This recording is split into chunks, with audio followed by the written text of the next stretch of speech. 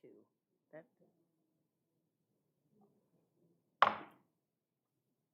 Good afternoon, everyone. We are calling the Pinal County Community College District Governing Board meeting to order. Thank you all for being here.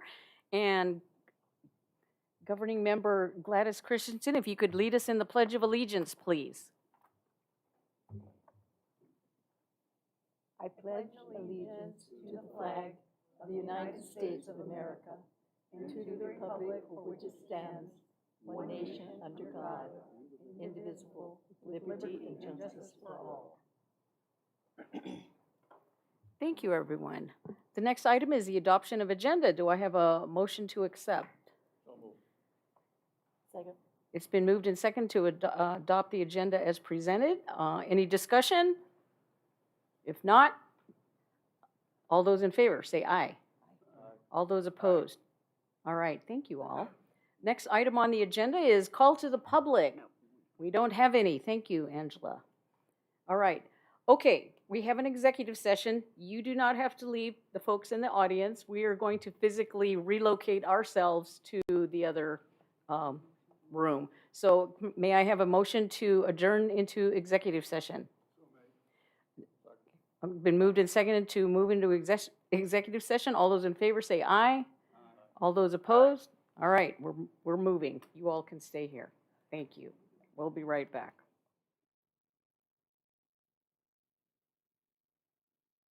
Last many moments, and the next item on the agenda is the consideration for the consent agenda. Is there a motion to approve the consent agenda as presented?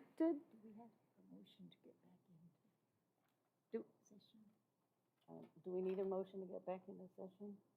No. Because okay. Okay. Is there a second to approve? Okay.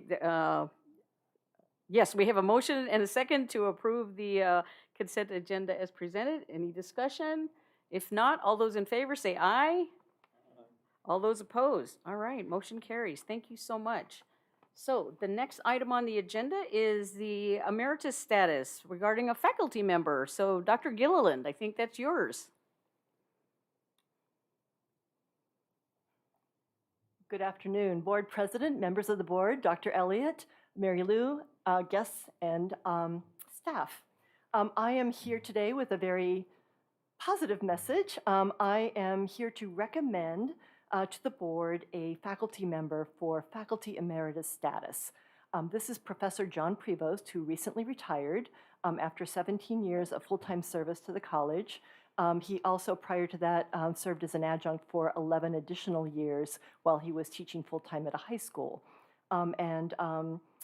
Professor Prevost was recommended by his division chair and then seconded by his dean, and then, of course, supported by me for this status as Professor Emeritus at Central Arizona College. You have a lot of information in your board packet that details all of the work he did here at the college, his excellent classroom teaching, the work he did to support language learning outside of the classroom with home visits. I just want to say that he was an excellent, excellent professor. He was very dedicated to students and to the college. So I hope that you will consider our request to consider him for emeritus faculty. All right. And if you have any questions, I'm here for that. All right, Dr. Odiorn. Just more of a comment than a question, I guess. I did read through all of the provided information, and from my perspective, this is exactly the type of individual that emeritus status was designed to recognize, and I think it's wonderful that we're doing that. Therefore, I would move that we convey emeritus status on John Prevost. All right, there's a motion on the floor to recommend that we as the governing board grant emeritus status to, all right, it's been seconded. It's been moved and seconded to approve the proposal as presented. Any discussion, any other discussion or input? If not, all those in favor say aye. Aye. All those opposed? Aye. All right, great. Please convey our congratulations. Thank you very much. Excellent news. Thank you. Thank you. All right, the next item on the agenda is the Governing Board Self-Evaluation Committee. So Dr. Odiorn brought this to my attention, and as all of you know who are at this college, you've been going through your own continuous and process improvement over the last number of years, and the board needs to do that as well. So given that recommendation, I have asked Dr. Odiorn and Mr. Miller, and Dr. Elliott will assign a staff person to form a committee to look at our own self-evaluation. A number of, whether you're a nonprofit or any kind of governmental entity, the governing board or elective board is always just as needs to go through a similar process so that we can be more effective and efficient, as well as the team that we oversee.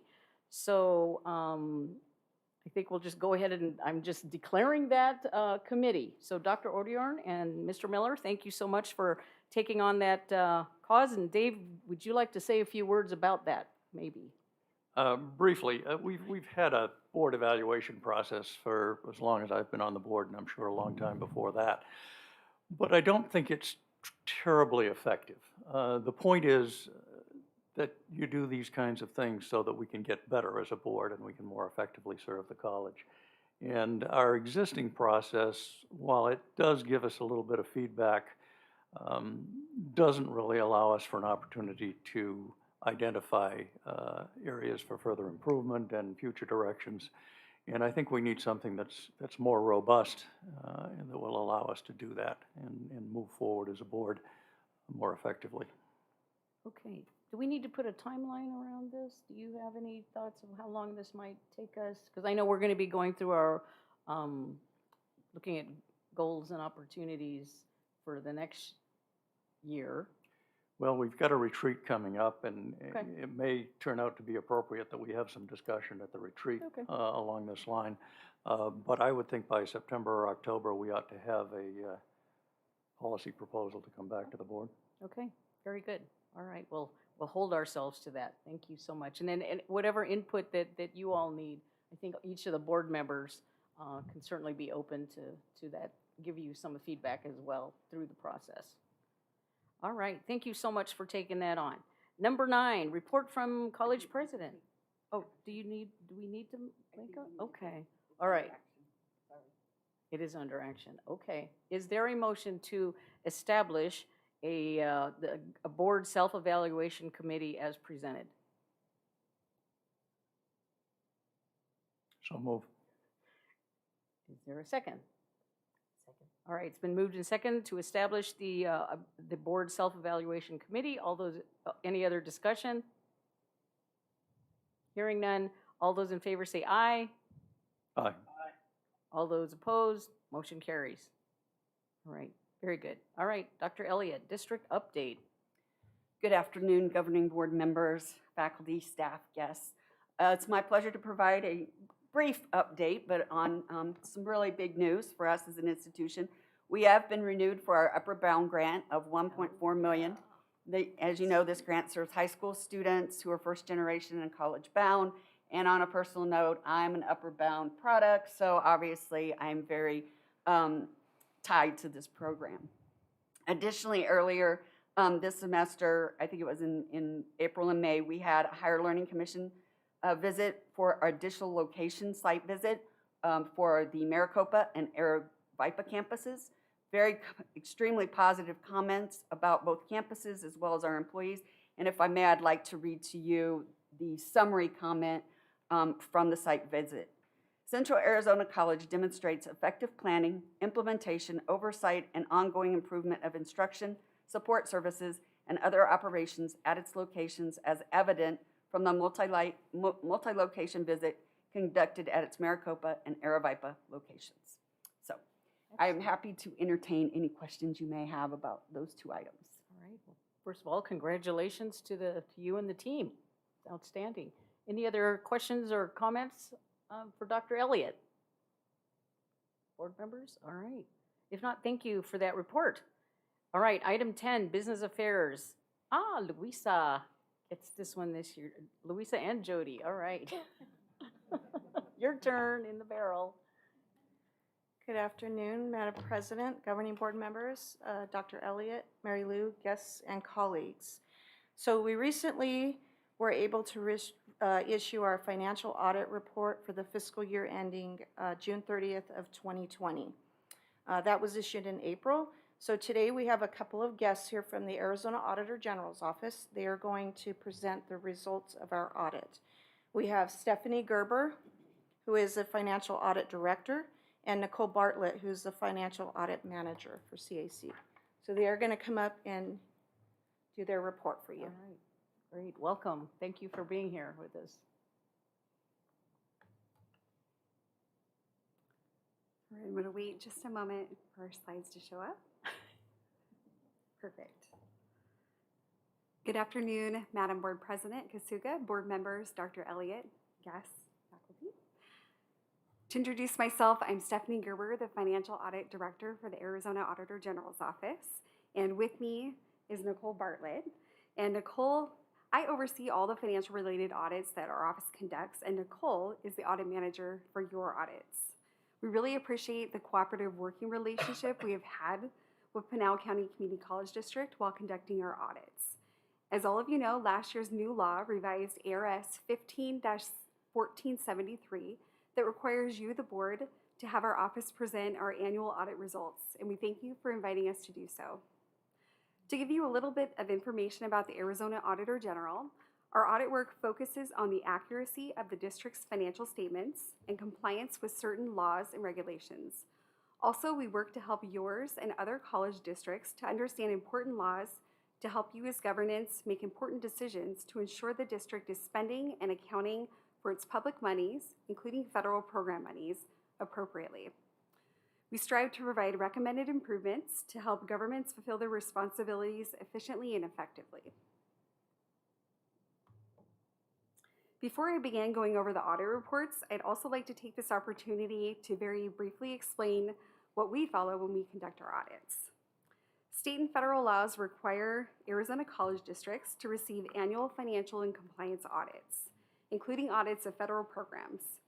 We conduct our audits in accordance with 3 main standards or regulations as shown on the slide. First, the U.S. Generally Accepted Auditing Standards, which are issued by the American Institute of Certified Public Accountants.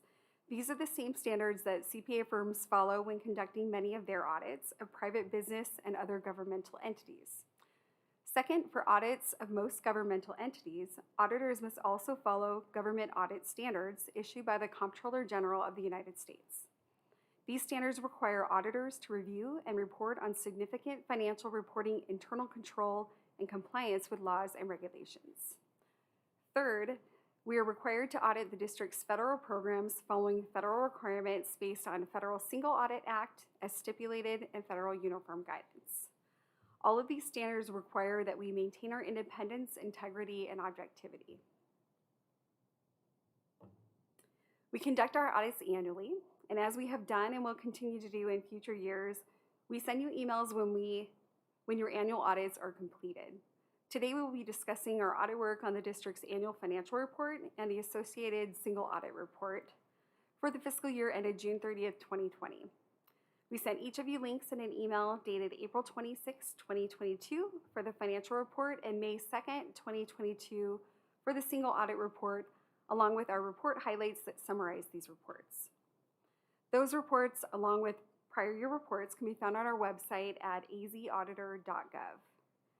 To give a little bit more detail about these reports, the district's financial report presents the district's annual financial statements and our opinion on them.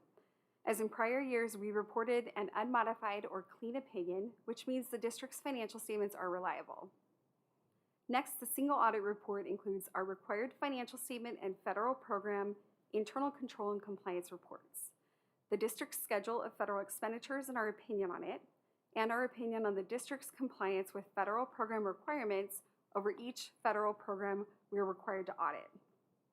Also, the single audit report is where you will see any findings we found during our financial or federal compliance audits, along with the district's responses to them. We reported a qualified or modified opinion on the Student Financial Assistant Program as a result of noncompliance noted in special tests and provisions requirements. We reported 2 financial statement and 4 federal findings over timeliness of the audit Information Technology Controls, and the Student Financial Assistance Program.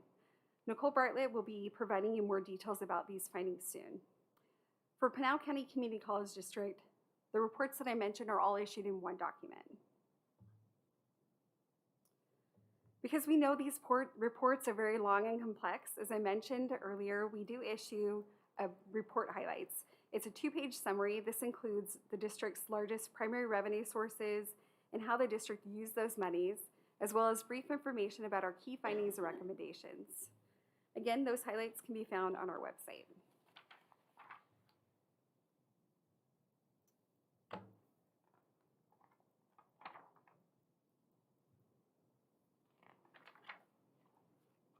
All right. Also, our standards require us to communicate certain information to governance, including each of you, the board members, President Elliott and Chris Wadka, Vice President of Business Affairs. As I mentioned earlier, we email you when we issue reports, including our report highlights. And I hope you've noted that we also send you emails when we begin our annual audits and when we complete them. We provide information in our audit completion email to make sure you know our audits were completed and whether we encountered any difficulties. As always, we did not have any difficulties with the Pinal County Community College District's audits. Finally, I'll give just a brief mention that our office provides resources on our website that you can see listed on the slide. If anyone needs any guidance related to the district's financial related topics, please don't hesitate to reach out to Nicole or myself. And with that, I'm going to turn the time over to Nicole Bartlett. She will briefly explain our reported findings. Before that, I would again like to express my and our office's appreciation for inviting us to your board meeting, and I'd be happy to answer any questions you have now or after Nicole's presentation. Any questions from board members? If not, we'll go on to the next part. Thank you.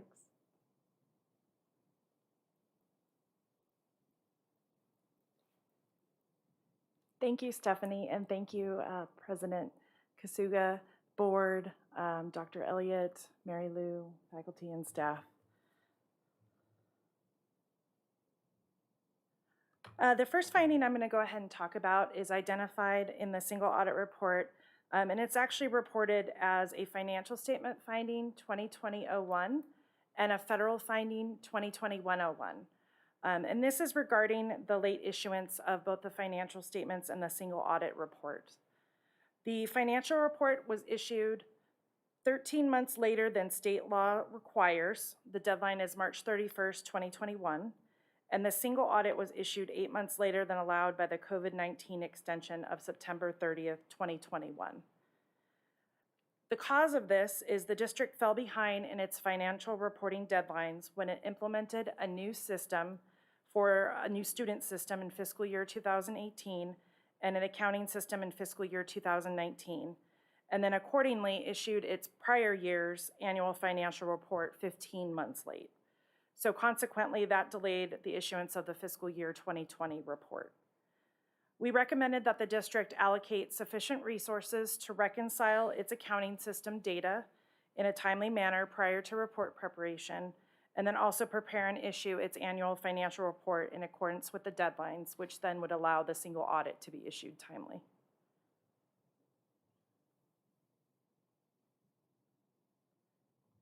And then our second finding is identified in the single audit report as finding 2020-02, and this is related to the information technology controls. And we found that the district's control procedures were not sufficiently implemented to respond to risks associated with IT systems and data. We review information technology controls every year, so this finding is similar to a prior finding recommendation we had in fiscal year 2019. However, we did note continued improvement over the information technology controls from the prior year. Specifically, we noted that county could improve controls over restricting access and securing systems and data. Examples of some of our recommendations are that the district should implement their remaining information technology policies and procedures and ensure that the procedures are being consistently followed. We also recommended that they assign and periodically review employee user access and ensure all employees complete ongoing training that the district offers on information technology security risks and their responsibilities to ensure systems and data are protected.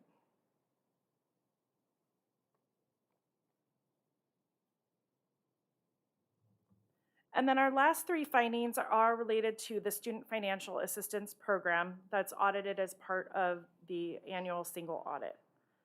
The first Student Financial Assistance finding is identified as finding 2020-102, and this is regarding the special test and provision requirement to report enrollment reporting to the federal government and resulted in us issuing a qualified opinion for the Student Financial Assistance Program.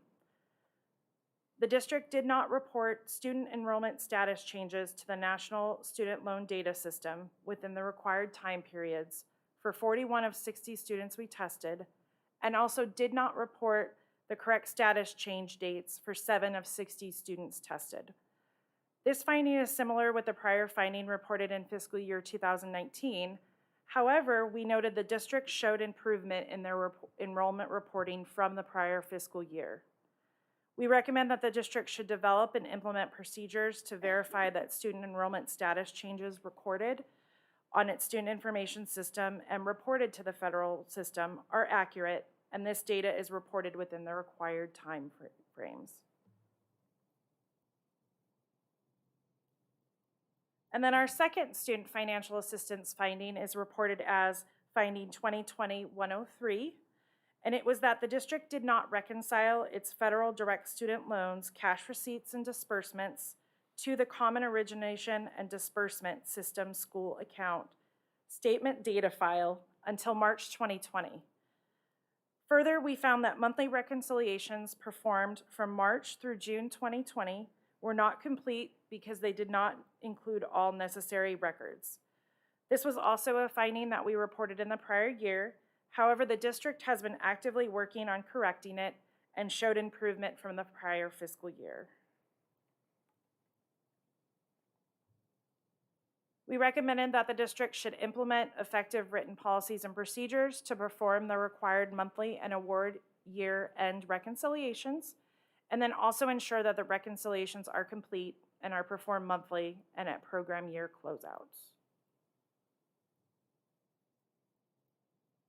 And then finally, our last student financial assistance finding, which is identified as finding 2020-104 in the single audit report, was that the district did not document in its risk assessment that it considered risks for employee training and management and data disposal, or that it implemented safeguards for each of these areas if a risk was identified as required by federal regulations.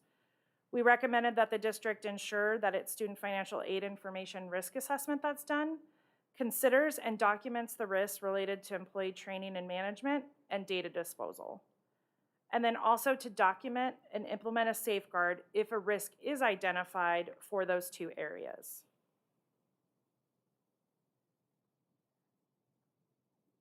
As a reminder, we have provided our audit reports to each board member, but you can also find them on our website if you want to find additional details. We also have on our website various resources such as FAQs, fraud prevention alerts, reporting guidelines, user guides, and webinars that our office offers. I would like to ask at this time if you have any questions over the findings. Any questions of board members on the findings? Go ahead, Dave. The last finding that you covered, dash 104, with the prior ones you mentioned, excuse me, that they were similar to prior years but improved.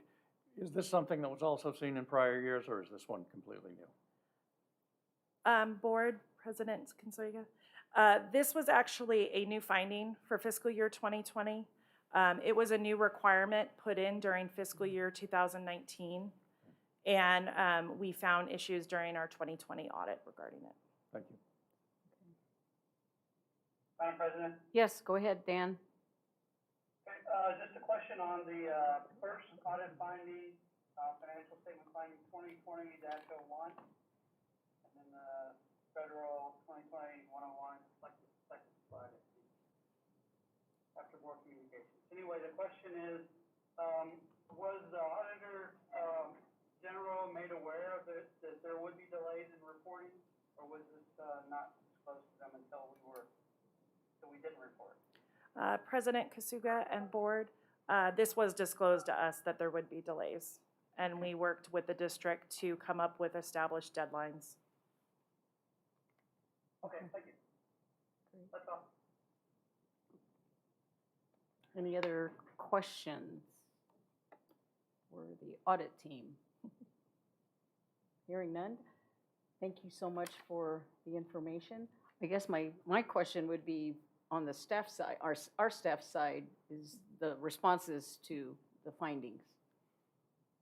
If you're in the position to answer that, Louisa, maybe it's Chris. So we did issue a corrective action plan for all of Okay. our findings that is in the report that just kind of outlines what we did since we were made aware of the finding, Okay. what our plans were, and the date that we expect to have the findings corrected. No, great, thank you. Does that suggest that you don't expect to see any of these again in the next audit? I would love to say that, but it does not. So what we do, unfortunately, because our audits have been delayed, there's a certain time frame that by the time we find out about a finding, that we start to correct it, and sometimes it's not in enough time to be able to clear it. But our goal is to eventually, once the audits are on a timely basis, and normally we are able to correct findings before the next audit. But until we get caught up, we will probably see repeat findings, since that first audit was done really late. By the time we found out and were able to make corrective action on it, it's too late and it's already going to be considered a finding in the next year. Because if it hasn't been corrected for substantially the full year, then it's going to be It a repeat shows up. finding. Gotcha. More than likely, these will, some of them will show up. But we have been able to drop some off slowly, and eventually we will be able to get rid of most of these. So Thank you. Okay, no, good feedback and input. Any other questions for our auditors or Louisa? If not, thank you so much for making the trip down here, and appreciate you being very thorough with this and working with our team. Thank you To for allowing support. us to be here. You bet, you bet. All right. So Louisa, that anything else? concludes our report on the Okay. financial statement audit, and then Jody's going to come up and do the rest of the Okay. financial section. We're doing tag team today. All right, good job. Good, it's good to see you here. Good afternoon, Madam Chair, board members, President Elliott, colleagues and guests. For those who don't know me, I am Jody Travis. I'm the Executive Director of Budgeting and Accounting Services. I'm going to do the monthly budget report and the awarded bids for Chris Wadka, who isn't here today. So the monthly budget report that I'm going to give is for the month of April 2022. And April shows that our district's operating fund expenditures are at 71.35% of the total budget, which is really exactly where we'd expect to be at this time of year. Is there any questions on that? Any questions from board members? If not, Judy, go ahead. All right. The second section is the awarded bids for purchases over $20,000. There are 6 of those. The first one awarded was to Flynn BEC LP, which is to perform the roof work on some of the buildings at SPC. And that bid awarded was $56,378. The second one was Southwest Water Solutions out of Phoenix, Arizona, and that is an open PO for chemical rebalancing, and that purchase order was $33,000. The third one was to an individual, Monty Pollard, out of Tempe, Arizona, and from him we purchased a fire truck for our fire science program in the amount of $20,000. The next one was to Wilson Electric Services, and that is to work on the electrical upgrade for the welding program at the Signal Peak campus, and that was awarded at $413,012.91. The next one was Herb's Phone Service, and that is for his continued work of cabling services for the district, and that was awarded at the amount of $55,000.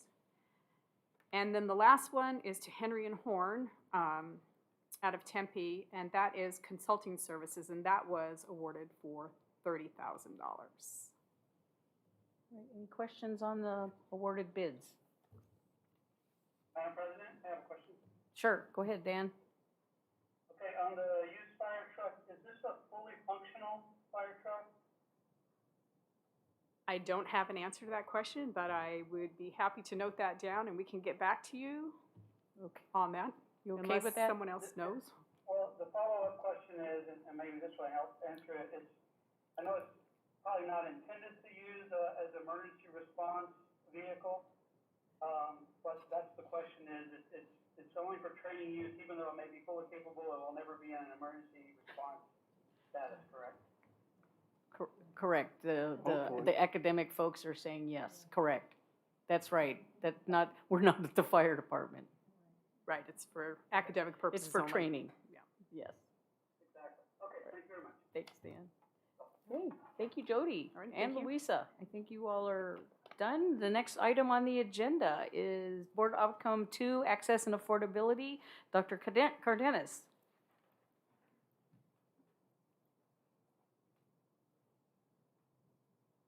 Good afternoon, President Kasuga, Governing Board members, Dr. Elliott, Mary Lou, colleagues and guests. So we're here today to talk about access and affordability. Outcome number 2, as you indicated before. There are 3 different components that we'll look into. We'll do the first 2 and then save the financial aid component for just a moment. And when we do go through that, we have a special guest who will come in and share some information with us. So to begin with, this specific outcome, as indicated, really helps us to focus on providing additional access and affordability to students across the county. And it is an outcome that we've seen in previous years. The difference for this year is really in the way that we both are looking at the information and the data that we're presenting, and also how we're addressing it. And that's from a very strategic standpoint. So rather than just looking at the number of students that we're bringing in at the college overall, we're very specifically looking at the percentage of underserved students in our population. So you'll notice that in 2021, which is the latest data that we have, we were serving 50% of the students served are underserved from an underserved population, with our goal being 60%, which if we look into 2019 to 2020, it is considerably higher than what we've seen across the state, but also what we've seen in national numbers. And we are looking very specifically at where our populations of underserved students are across the county, what the different underserved populations are, and how we can best serve them. So a very different approach than what we've seen, previously with casting a wide net and, and focusing on the overall number of students. This is very specific to those populations.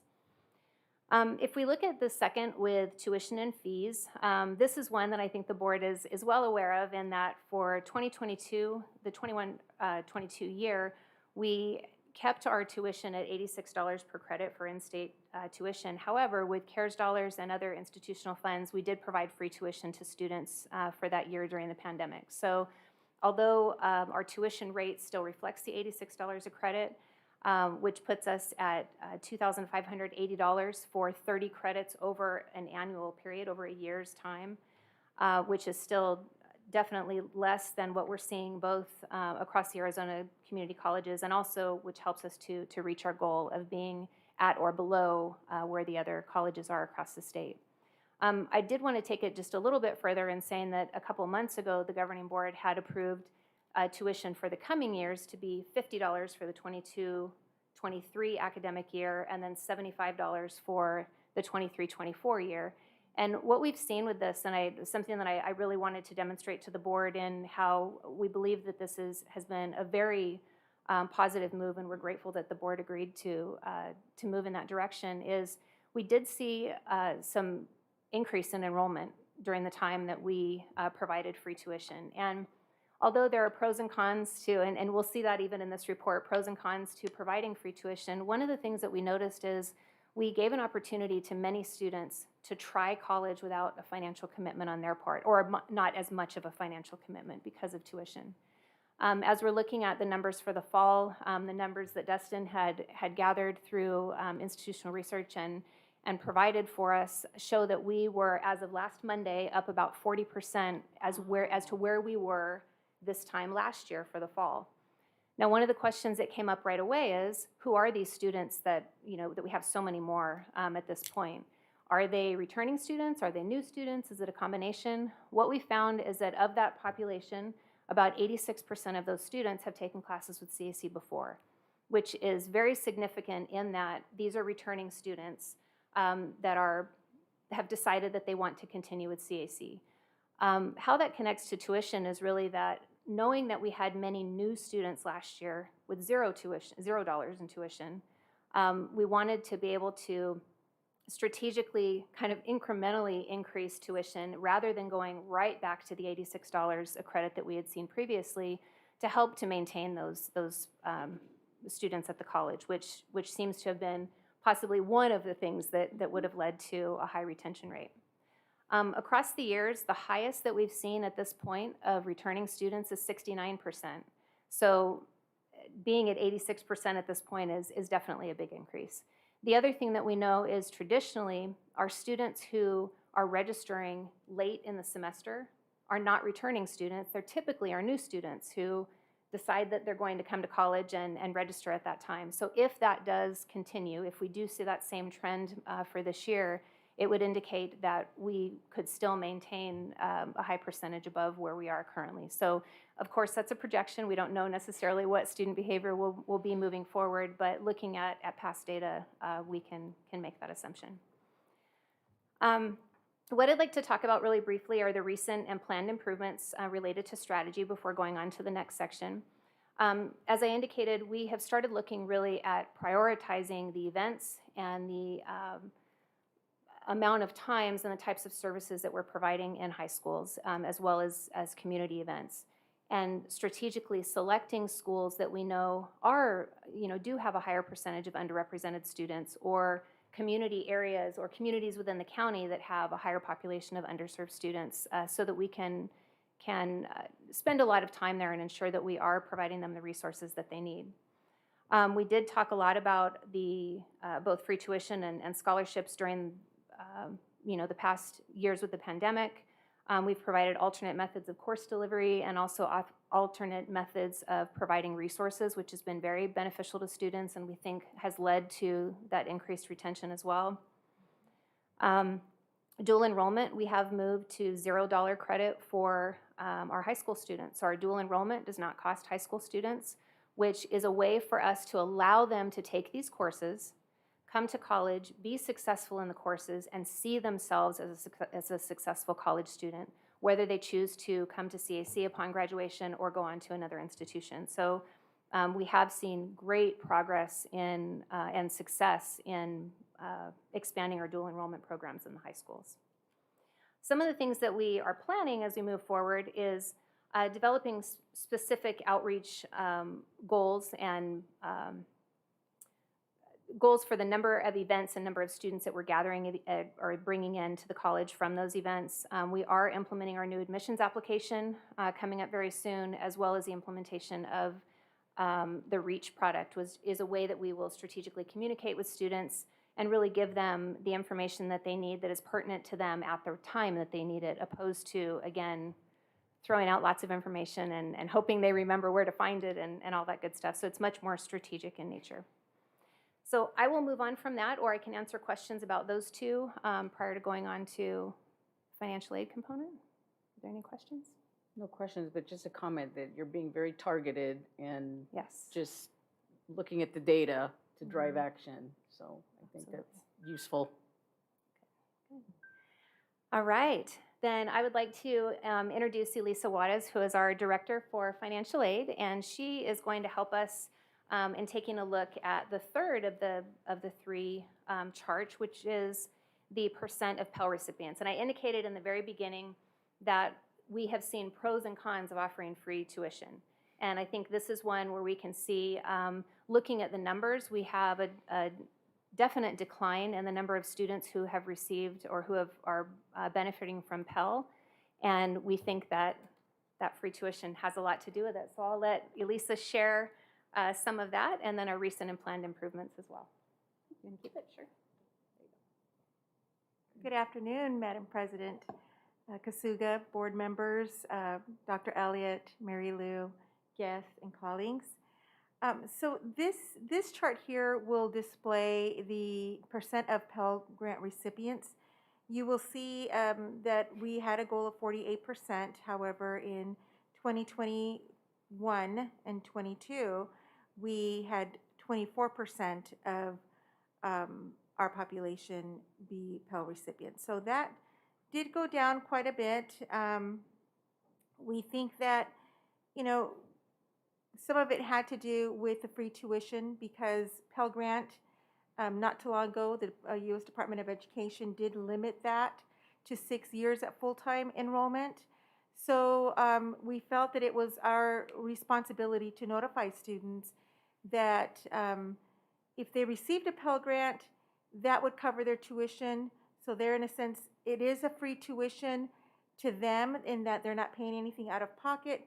However, they would not benefit from the full tuition. It would take some of their Pell Grant award away to cover the tuition and fees. So many students decided that they would save their federal Pell Grant eligibility for either when they went on to the university for those that were our sophomore year or sophomore students, where they would have more costs, or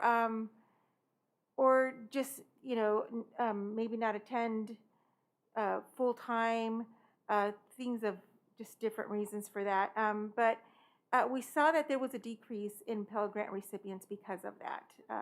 They chose to take advantage of the free tuition where there was no out-of-pocket expenses. They figured they could cover their books on their own, being that they didn't have the transportation expense from coming onto campus because of the difference in instruction modality.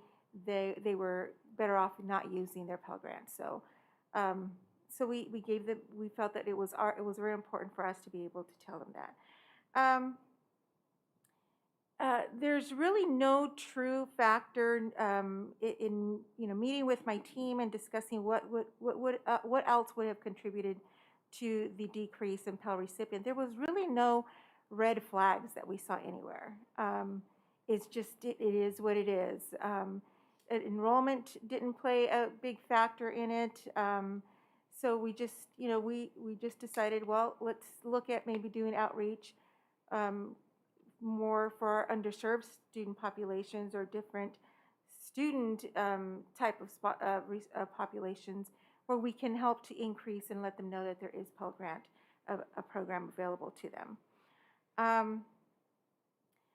So what we decided to do was we decided to, trying to read my notes here, our notes, I should say.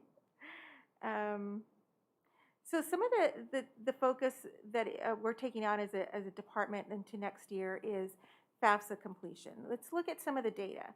Those that did complete the FAFSA, how many did not actually complete the process to be awarded?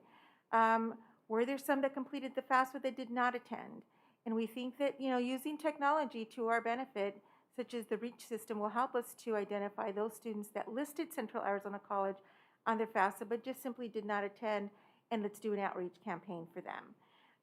Let's see what we can do as a department to complete those files. Students do submit the FAFSA but did not complete the file so that we could determine their eligibility. Let's find out why. So those are our planned goals into this next year. That along with student employment now that our campus is back open, as well as scholarship opportunities. We'll continue to work with our high school students, our TRIO program, so that we make underserved students aware of what's available in terms of financial aid options. And so in addition to that, we're also going to be working with our student accounts office to look at how many students do we have that are still outstanding, that have an outstanding debt, and need assistance to be able to cover their fees. So now that we're not offering the free tuition next year, we'll want to make sure that we have high contact with those students. Let's see. We'll continue to work with high school administrators. With COVID, everything having gone virtual, we kind of lost that connection with the high school counselors in hosting financial aid workshops. We had a couple that we did do virtual that were well attended, so we'll continue to work on that, as well as in-person workshops as well. And that, I believe, and then there's the Earn to Learn program. that we are looking into launching within the next year or so, and that's providing financial literacy workshops to students. Yes. So that pretty much sums it up. Any questions or anything to add, Jenny? Any questions for board members, from board members? Not? Good, good, thank you. Okay. That's it? Yeah, the one thing that I was going to share is with financial aid is very similar, is, really looking at strategy and really trying to determine who is our population of students that can complete the FAFSA, that may be eligible for Pell, and helping to focus and have targeted outreach with them to help them through that process. So lots of things on the horizon. We're looking into a scholarship type app where the software will help us to connect students and their different characteristics and qualifications to different scholarship dollars that are there, as well as, where are our captive audiences where we might be able to require FAFSA completion or things like that to move on to the next step, to benefit from different resources, knowing that many of our students, if they do have the assistance and complete it, will likely be Pell eligible and will be able to benefit from that. So lots of things on the horizon. Right, that's good stuff. And Thank you. everything, the world shifted, right? We're doing things differently, hopefully better, right? Thank you for that Absolutely. report. Thank you. All right.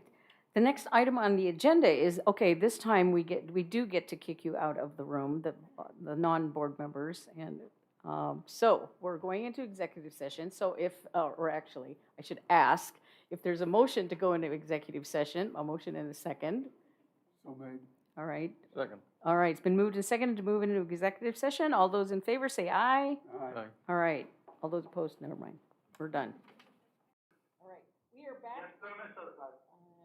Okay, she got all of this. That's her gift to us. All right, we're back in regular session, and we have possible action on the president's contract. Is there a motion to make regarding the president's contract? Motion that we accept the outcome of the executive session. Okay, do we need to say any of that in specifics? I think that will work because we've got to have it written up in detail. So I would second that. Okay, it's been moved and seconded to approve the president's contract as discussed in our executive session. Any other discussion? Hearing none. All those in favor, say aye. Aye. All those opposed? Aye. Okay, motion carries. With that, unless there's anything else, this meeting is adjourned. I need you to stay just.